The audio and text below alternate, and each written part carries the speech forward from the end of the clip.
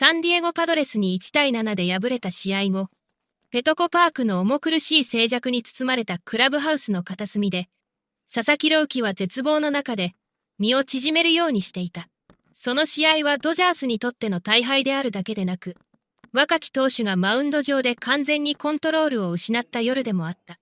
彼の頭の中には、手からすっぽ抜けて対フランスの体に直撃した 159.1km 毎時の速球。そしてストライクゾーンの真ん中に甘く入り、試合をひっくり返された3ランホームランにつながった致命的なスライダーの記憶がこびりついて離れなかった。若き才能の崩壊が荒い呼吸の一つ一つに現れていくその最中、大谷翔平が歩み寄った。しかし本当に注目すべきなのは試合結果ではない。その瞬間、大谷が粉々になりかけていた後輩を引き戻すために何をしたのか、である。スタンドのざわめきが消え、部屋に厳かな静けさだけが残った時、その空白が佐々木の崩れ落ちた姿を一層際立たせた。そしてまさにその時、大谷は歩み寄った。佐々木は部屋の隅で体を丸め、大きな両手で頭を抱えていた。まるで試合を手放し、剣を失ったばかりの戦士のように、微動だにできずに座り込んでいた。しっかりとした足音が響き、天井の光が佐々木の肩に落ちるのを遮った。大谷翔平は静かに現れた。背番号17は騒ぐことなく、頭にかぶっていた VZ の刺繍入りの帽子を外し、丁寧にロッカーへしまう。上から見下ろすことも、説教めいた言葉で切り出すこともなく、大谷はスチール製の椅子を引き寄せ、同じ目線の高さにどさっと腰を下ろした。重苦しい空気は、その静かな存在感に一気に押しくるまれた。佐々木は小さく身震いし、顔を上げることもできないまま、声を詰まらせていった。本当にすみません、大谷さん。全部、僕のせいです。大谷は決まり文句で返さなかった。突然、右手を佐々木の目の前に差し出した。それは無数の素振りによってできた赤く痛々しい豆に覆われた手だった。大谷はゆっくりと拳を握る。そして日本語で、低く落ち着いた声で言った。この手を見てくれ、朗希。初回、ビューラーからヒットを打った後、一塁を踏んだ時、何度も右手を見ていたのに気づいたか。佐々木はゆっくり顔を上げ、驚きで目を見開いた。オールスター投票でリーグ全体トップを走る偉大な先輩が、自ら完璧という幻想を崩している。大谷は一期一会はっきりと続けた。ヒットは打てたけど、スイングのリズムは全然完璧じゃなかった。野球は後悔のスポーツだ。でも、その後どう向き合って次の一球を投げるか、それが人間の本当の価値を決める。その言葉をかみしめさせるように、大谷はその大きな手を震える佐々木の肩に置き、強く握った。そして新人の意識をミスから引き剥がし、試合の中で最も良かった瞬間へと向けた。タティスを仕留めたあのスプリット。あれこそがお前の本当の負けんだ。顔を上げろ。次は、俺たちがあいつらを黙らせる。クラブハウスの空気はほぼ一瞬で変わった。後悔に満ちた重い空間は、信念の拠り所となる場所へと変わる。佐々木はすぐに立ち上がり、かかとを床に打ちつけた。そして礼儀正しく深く90度に頭を下げ、もはや震えのない声で答えた。はい、本当にありがとうございます。大谷さん。その短くも力強い瞬間は、周囲のチームメイトの目にもすぐに止まった。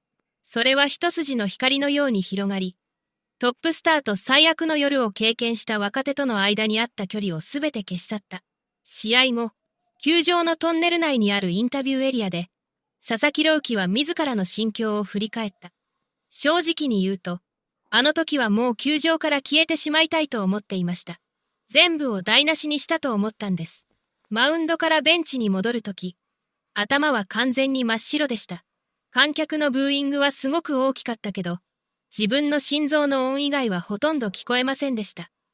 クラブハウスの隅で頭を抱えて、あのイニングのことが頭から離れなかったんです。159km 毎時のボールが手から抜けて対フランスに遠立ったことが、どうしても頭から離れませんでした。ボールが手を離れた瞬間の感覚は本当に最悪でした。その直後のスライダーも、ストライクゾーンのど真ん中に浮いてしまいました。あそこに座って、この敗戦は完全に自分のせいで、チーム全体の努力を壊してしまったと自分を責め続けていました。記者が大谷翔平が近づいてきた瞬間について尋ねると、佐々木は続けた。でも、忘れられないのは、大谷さんの座り方でした。大谷さんは帽子をしまって、スチールの椅子を引いてきたんです。上からではなく、遠くから話すでもなく、同じ高さに座って、ここに一緒にいる、と言っているみたいでした。目線の高さに座ってくれた瞬間、プレッシャーが少し和らいだんです。大谷さんみたいな人は、ああいうミスは絶対しないと思い込んでいました。トップのスーパースターはいつも全てをコントロールしていると。でも、完璧さについて間違っていたのは自分でした。あの人が右手を見せてくれた時、その赤く腫れた豆を見て言葉を失いました。佐々木は先輩の言葉についてさらに説明した。ヒットでさえ完璧じゃなかったと言われました。初回のビューラーとの対戦のことです。ヒットを打って出塁したけど、スイングのリズムは全く良くなかったと。だから一塁に触れた時、何度も手を見ていたと話していました。そして自分の失敗したスライダーのことはもう触れずに、タティスへのスプリットを覚えているかと聞かれました。その時初めて顔を上げました。そのスプリットは本当に、腕が一番いいリズムで触れていた瞬間でした。あれが自分の本当の剣だと言ってくれました。最後に、次の登板への決意を語った。この感覚は忘れません。あの時肩に置かれた手はとても強くて、自分の勝ちはさっきの失敗した1球じゃないと気づきました。次にマウンドに立つ時は、もうミスを思い出したくありません。次の1球を思い出したい。持っているすべてを込めて、その1球を投げたいです。試合後の分析番組で、解説者のカルロス・ペーニャはドジャースのクラブハウスでの出来事についてこう語った。この話を聞いて、私はすぐに2000年のリック・アンキールを思い出しました。若い投手がコントロールだけでなく、自信そのものを失ったケースです。あの年を覚えているなら、アンキールは暴投を連発し、ミットにも収まらないほど大きく外れていました。若い投手があの状態に陥ると、問題は筋肉や技術ではなくなります。頭の中の問題です。